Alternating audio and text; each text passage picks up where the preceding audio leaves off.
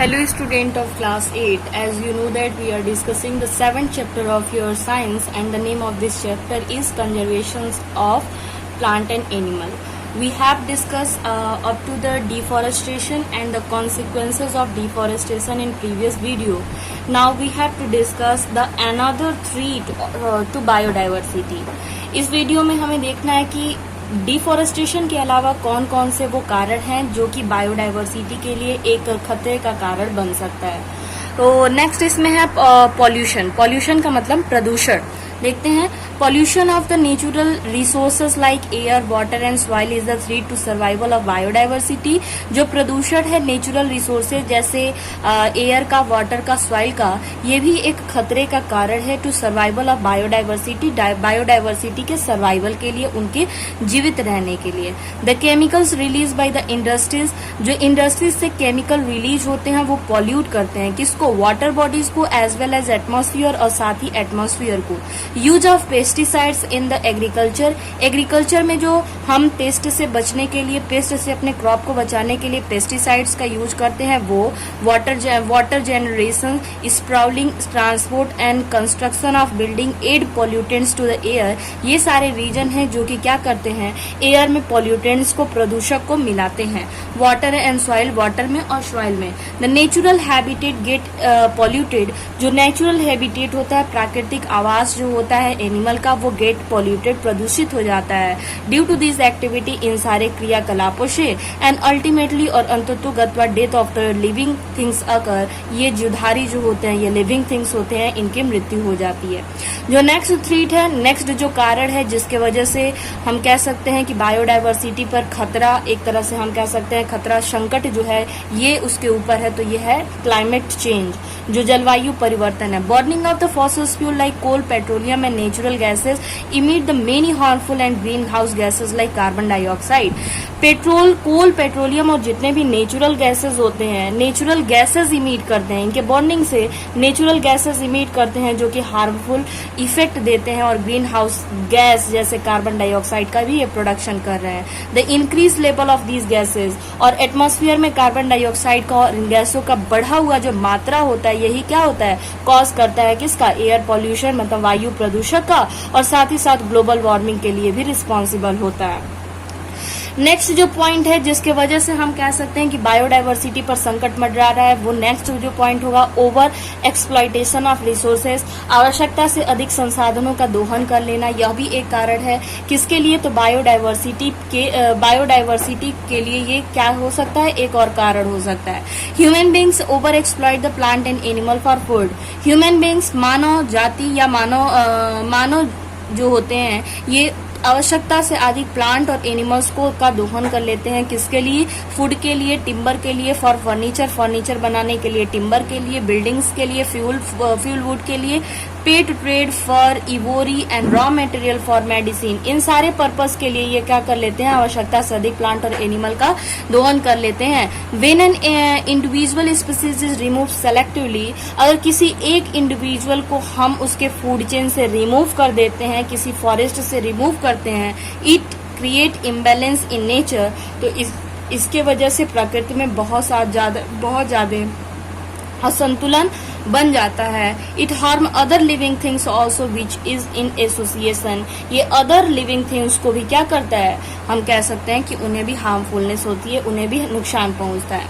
Natural calamities, कहने का मतलब जो प्राकृतिक आपदा है, इनसे भी बायोडाइवर्सिटी की हानि होती है। Sometimes the natural disaster like earthquake, कभी कभी नेचुरल डिजास्टर जैसे अर्थक्वेक, भूकंप, सुनामी, साइक्लोन, ड्रॉप, सूखा पड़ जाना, हैरिकेन, फ्लड, बाढ़, इन सभी कारणों की वजह से भी, या ये सारी चीजें भी also contribute to destruction of the biodiversity, ये भी बायोडाइवर्सिटी के विनाश का कारण बनता है। फैक्ट टू नो में यहाँ पे हमने इससे पहले देखा था कि बायोडाइवर्सिटी टोटल 12 कंट्रीज हैं जिसमें से इंडिया भी एक है, और यहाँ पे हम फैक्ट टू नो में देख रहे हैं India ranks 6 on the list of the 12 mega biodiversity country in the world के जो 12 मेगा बायोडाइवर्सिटी कंट्रीज हैं उनमें से इंडिया की नंबरिंग 6 पे आती है। इससे पहले के पॉइंट्स में हमने यहाँ पे देखा बायोडायवर्सिटी क्या होता है, बायोडायवर्सिटी की यूजफुलनेस क्या है, ये उपयोगिता क्या है उनकी, और साथ में हमने देखा कि वो बायोडायवर्सिटी का लॉस क्यों हो रहा है, क्या है ऐसी चीजें जिसके वजह से बायोडायवर्सिटी के ऊपर खतरा मंडरा रहा है। नेक्स्ट हमारा पॉइंट होगा कि आखिर ये जो हमने देखा कि ये कौन सा खतरा बना हुआ है बायोडायवर्सिटी के लिए, तो हमें कंजर्व किस तरीके से करना चाहिए, किस तरीके से हमें बायोडायवर्सिटी को कंजर्व रखना है, सेव रखना है। इसके लिए हमारा नेक्स्ट पॉइंट होगा conservation of biodiversity. We have learn the importance of biodiversity and the various cause of threat to its existence. हमने पढ़ा हुआ है इम्पोर्टेंस ऑफ बायोडायवर्सिटी के कुछ महत्वपूर्ण, मतलब उनकी क्या महत्व है हमारे लाइफ में, and the various causes of the threat, और कौन कौन से कॉजेज हैं, कारण हैं किसके, संकट का, ऑफ इट्स एग्जिस्टेंस, इनके अस्तित्व के, इनके अस्तित्व के संकट के का क्या कारण है ये भी हमने पढ़ चुका है। नोइंग दैट, इतना सब कुछ जानते हुए, it become essential to initiate, ये बहुत ही आवश्यक हो गया है क्या करना, to initiate the certain practices, कुछ विशेष प्रणाली या कुछ विशेष मेथड्स को स्टार्ट करने का, at the earliest to conserve our biodiversity, सबसे पहले हमारे बायोडायवर्सिटी को कंजर्व करने के लिए।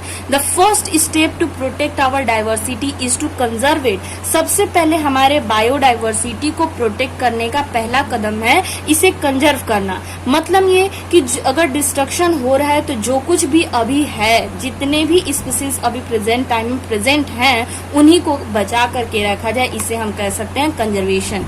कहने का मतलब है conservation of biodiversity means, biodiversity के कंजर्वेशन का मतलब है careful management of plant and animal और प्लांट का केयरफुल मैनेजमेंट किया जाए, मतलब कि उचित रूप से इसका प्रबंधन किया जाए, and their preservation in order to protect them from extinction, और कुछ ऐसे मेथड, कुछ ऐसा मैनेजमेंट किया जाए जिससे उन्हें प्रोटेक्ट किया जाए, किससे, उन्हें विलुप्त होने से बचाया जा सके।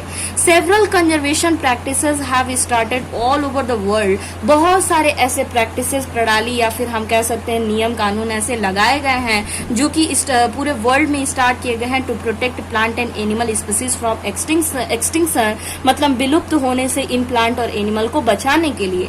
आवर गवर्नमेंट, हमारी सरकार ने, हमारी सरकार ने has also made sum rule, हमारी सरकार ने भी कुछ नियम बनाए हैं, कुछ विधि बताए हैं, कुछ नीतियां बताई हैं for the conservation of plants and animal और प्लांट्स के कंजर्वेशन के लिए। So some area like the biosphere reserve, national park and wild life sanctuary, कुछ एरिया जैसे biosphere reserve, national park and wild life sanctuary को protected area के रूप में हमारे गवर्नमेंट के थ्रू इसे डिक्लेयर किया गया है।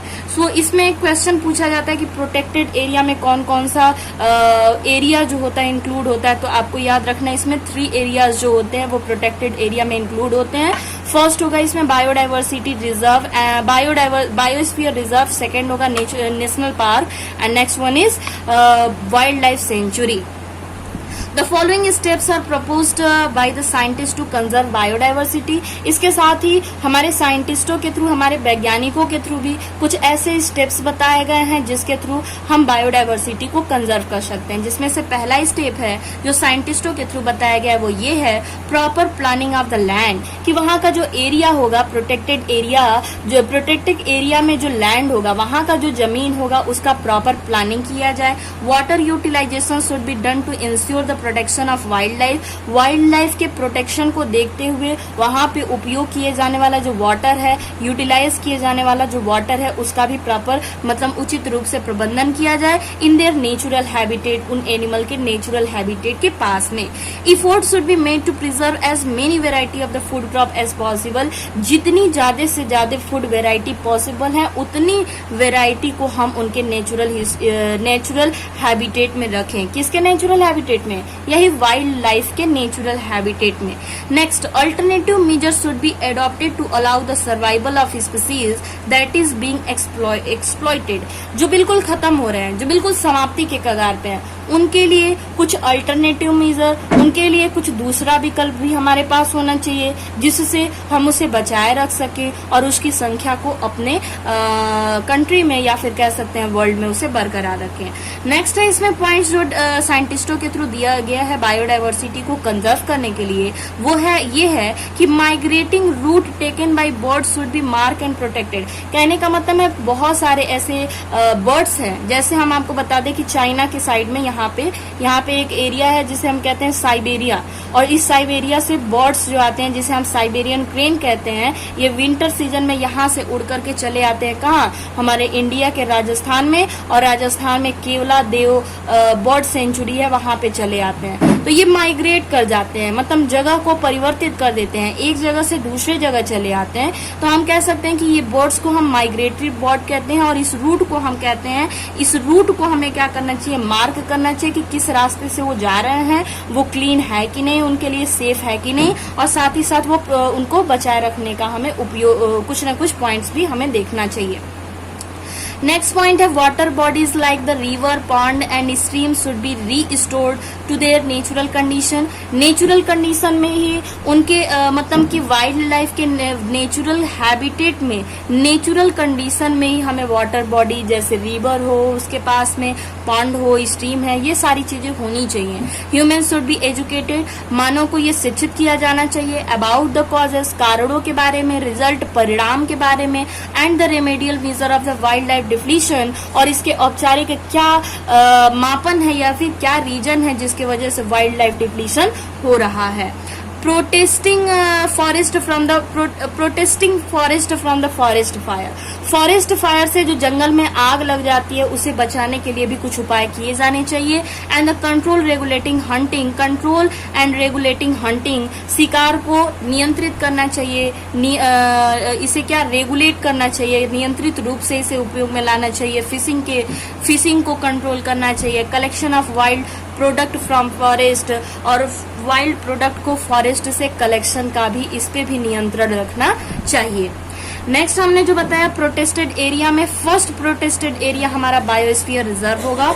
हम इसमें देखते हैं the large protected area for the conservation of wildlife. Student wildlife में दोनों ही आते हैं, प्लांट और एनिमल दोनों ही आते हैं इसमें। तो हम यहाँ पे करेंगे large protected area for the conservation of wildlife. Wildlife को कंजर्व करने के लिए बड़ा सा भूभाग जिसपे हम प्लांट और एनिमल्स के रिसोर्सेज को, ट्रेडिशनल लाइफ को ऑफ द ट्राइबल्स, तो हमने यहाँ पे देखा कि वाइल्ड लाइफ जैसे प्लांट और एनिमल्स रिसोर्सेज को हम कंजर्व कर सकते हैं, एंड ट्रेडिशनल लाइफ और परंपरागत रूप से वहाँ पे रहने वाले जो भी जुधारी हैं या फिर हम कह सकते हैं आदिवासी जो लोग जो हैं, नियर बाई एरिया उसके आस पड़ोस में रहने वाले जो आदिवासी हैं उनके लिए भी कुछ हम मैनेजमेंट करें, इज कॉल्ड बायोस्फीयर रिजर्व। तो उस एरिया को हम लोग कहते हैं बायोस्फीयर रिजर्व। बायोस्फीयर रिजर्व एक बहुत बड़ा सा भूभाग क्षेत्र होता है जिसमें हम क्या करते हैं, वाइल्ड लाइफ प्लांट और एनिमल को उनके परंपरागत तरीके से उसे क्या करते हैं, प्रोटेक्ट करने की कोशिश करते हैं। Biosphere reserve help to maintain the biodiversity. ये बायोस्फीयर रिजर्व करते क्या है, इससे हमें क्या लाभ मिलता है, तो हम कह सकते हैं कि बायोस्फीयर रिजर्व हमें हेल्प करता है to maintain the biodiversity, biodiversity को मेंटेन करने के लिए, and the culture of that area, और उस एरिया की संस्कृति को बरकरार रखने के लिए। इट ऑल्सो इंक्लूड, इसमें और भी इंक्लूड होते हैं अदर प्रोटेस्टेड एरिया, कुछ और भी प्रोटेस्टेड एरिया इंक्लूड होते हैं। फॉर एग्जाम्पल के तौर पे the Pachmarhi biosphere reserve, Pachmarhi biosphere MP में है, Madhya Pradesh. Consist of the one national park named as Satpura. तो उसमें दो चीजें हैं, नेचुरल पार्क भी है, नेशनल पार्क भी है, और साथ में वाइल्ड लाइफ सेंचुरी भी है। तो इसमें एक नेशनल पार्क है जिसका नाम है सतपुरा, और दो वाइल्ड लाइफ सेंचुरी है जिसका नाम है Bori and Pachmarhi. In the biosphere reserve, जो बायोस्फीयर रिजर्व है, the peoples are allowed to interact. ये बहुत इंपॉर्टेंट क्वेश्चन है, इसका क्वेश्चन पूछा जाता है कि बायोस्फीयर रिजर्व का इंपॉर्टेंट कैरेक्टरिस्टिक क्या होता है। तो यही है कि बायोस्फीयर रिजर्व में peoples are allowed to interact with nature, nature से पीपल्स को इंटरेक्ट करने की परमिशन मिलती है विदाउट डिस्टर्बिंग, लेकिन उन्हें ये स्ट्रिक्टली उन्हें बोला जाता है कि जो कंजर्वेशन का गोल होता है, मतलब कि इन्हें बनाए रखने के लिए, इन्हें संरक्षित रखने के लिए क्या होता है, इसका जो गोल होता है उसे डिस्टर्ब न करें।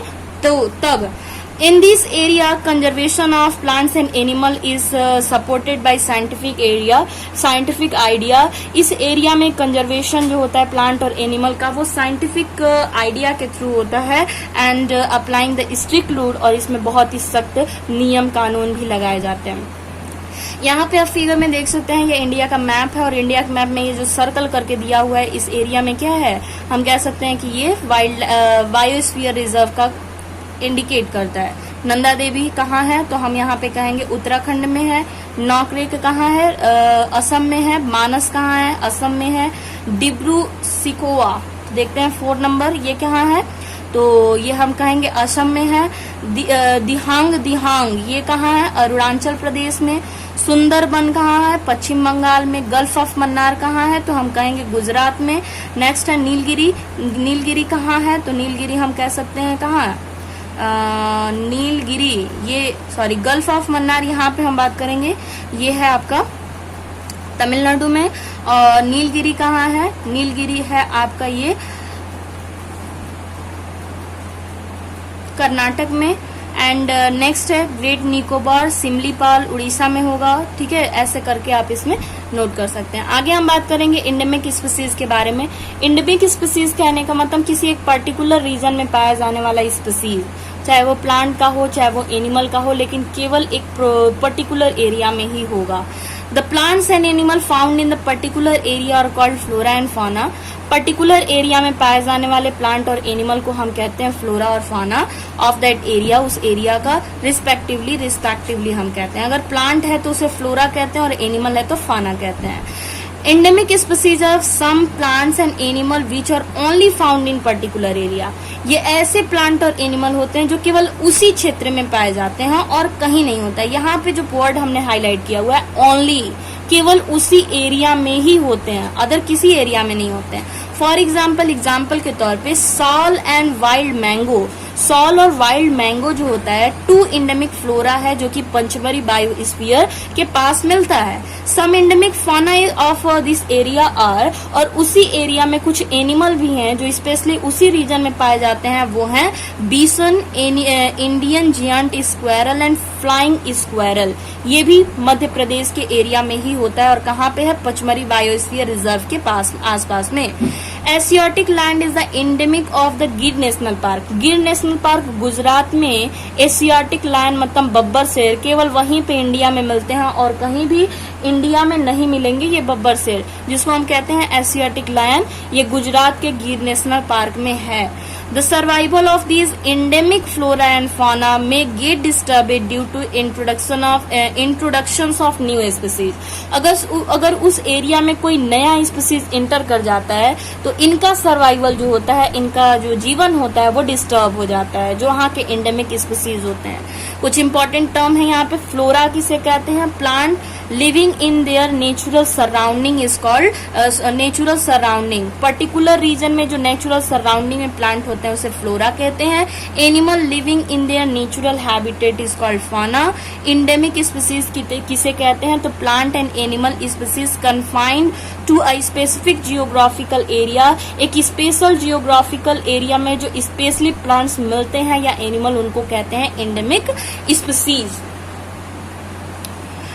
नेक्स्ट जो पॉइंट है यहाँ पे, national park and wild life sanctuary. National park is the reserve area for the betterment of wildlife. Wildlife के बेटरमेंट के लिए मतलब उसे और भी ज्यादा सुधार करने के लिए नेशनल पार्क रिजर्व एरिया होता है। Where foresting and cultivation is prohibited, जहाँ पे फॉरेस्टिंग मतलब जंगल जो होता है उसके लिए और कल्टीवेशन कृषि के लिए क्या होता है, प्रोहिबिट किया जाता है। वहाँ पे हम कह सकते हैं कि अलाउ है, परमिशन है वहाँ पे। It protect the flora and fauna of area. ये ऐसा प्रोटेक्टेड एरिया है जो कि उस एरिया में पाए जाने वाले प्लांट और एनिमल को प्रोटेक्ट करता है। Private ownership ownership is not allowed in national park. Private ownership जो होता है नेशनल पार्क में अलाउ नहीं है, ये गवर्नमेंट के अंडर में होता है। जबकि वाइल्ड लाइफ सेंचुरी में क्या है, wild life sanctuary protect the wild life and prevent the cutting of tree for timber. ये जो होता है ये प्रोटेक्ट करता है वाइल्ड लाइफ को, साथ ही ये प्रिवेंट करता है, रोकता है cutting of the tree, tree को कटिंग करने से रोकता है, मतलब हम काट नहीं सकते अपनी इच्छा के अनुसार। फॉर टिम्बर, टिम्बर के लिए एंड अदर फॉरेस्ट प्रोडक्ट, और दूसरे जंगल से या फॉरेस्ट से मिलने वाले प्रोडक्ट के लिए। Cutting of trees allowed for the private operator with specific instruction preventing disturbance or the harm to wildlife। कहने का मतलब ये है कि cutting of trees allow for private operator, private operator को अलाउ किया जाता है, परमिशन दिया जाता है ट्री की कटिंग के लिए, बट उन्हें स्पेशल निर्देश मतलब कि इंस्ट्रक्शन दिया जाता है कि वो वाइल्ड लाइफ को किसी भी तरीके की हानि नहीं पहुंचाएंगे या फिर कोई भी डिस्टर्बेंस उनमें नहीं होना चाहिए। इन इंडिया, अगर इंडिया की बात करें, there are many national park, तो बहुत सारे नेशनल पार्क हैं। वाइल्ड लाइफ सेंचुरी है typical landscape like the broad level forest. Wild life sanctuary जो होता है इसमें बहुत ही बड़े पैमाने पर हम कह सकते हैं फॉरेस्ट होता है, माउंटेन फॉरेस्ट होता है, बुश लैंड होता है in delta of the big river. Our wild life sanctuary protect and preserve some threatened species. Threatened species कहने का मतलब ऐसे स्पीसीज जो लगता है कि निकट भविष्य में, नियर फ्यूचर में खत्म होने वाले हैं, उनको हम कहते हैं थ्रेटेंड स्पीसीज। तो वाइल्ड लाइफ सेंचुरी ऐसी जगह होती है जहां पे हम प्रोटेक्ट करते हैं और प्रिजर्व करते हैं थ्रेटेंड स्पीसीज को, like the black buck, white eye buck, elephant, golden cat, pink headed duck, marsh crocodile, python, rhinoceros etc। In wild life sanctuary protection is given only to animal life. Wild life sanctuary में हम protection केवल animal को देते हैं, while in natural park both natural park में, जबकि sorry natural नहीं, national park में हम फ्लोरा और फाना दोनों को प्रोटेक्ट करते हैं। ये हमारे इंडिया में पाए जाने वाले कुछ नेशनल पार्क और वाइल्ड लाइफ सेंचुरी, जैसे बांदीपुर नेशनल पार्क कर्नाटक में है, Jim Corbett national park Uttarakhand में, Gir national park Gujarat, Kanha national park Madhya Pradesh, Manas national park Assam, Mudumalai national park Tamil Nadu, Similipal national park Orissa, Silent Valley national park Kerala में है। Some wild life sanctuary of India, India में कुछ wild life sanctuary के name यहाँ पे दिए गए हैं, जैसे पेरियार सेंचुरी केरला में है, चिल्का लेक उड़ीसा में, Mudumalai wild life sanctuary Tamil Nadu, Bharatpur bird sanctuary Rajasthan जहाँ पे एशिया साइबेरियन क्रेन्स आते हैं, Sultanpur lake bird sanctuary Uttar Pradesh में। नेक्स्ट हम इसमें डिस्कस करते हैं many vulnerable endangered and threatened species inhabit this park and sanctuary. बहुत सारे ऐसे थ्रेटेंड, इंडेंजर्ड और वल्नरेबल स्पीसीज इन वाइल्ड लाइफ सेंचुरी में देखने को मिलते हैं। तो क्या है मतलब वल्नरेबल स्पीसीज किसे कहते हैं? Species that are decline but, species जिनकी संख्या कम हो रही है बट लेकिन स्टिल और सफिशिएंट, अभी भी पर्याप्त है इन नंबर में।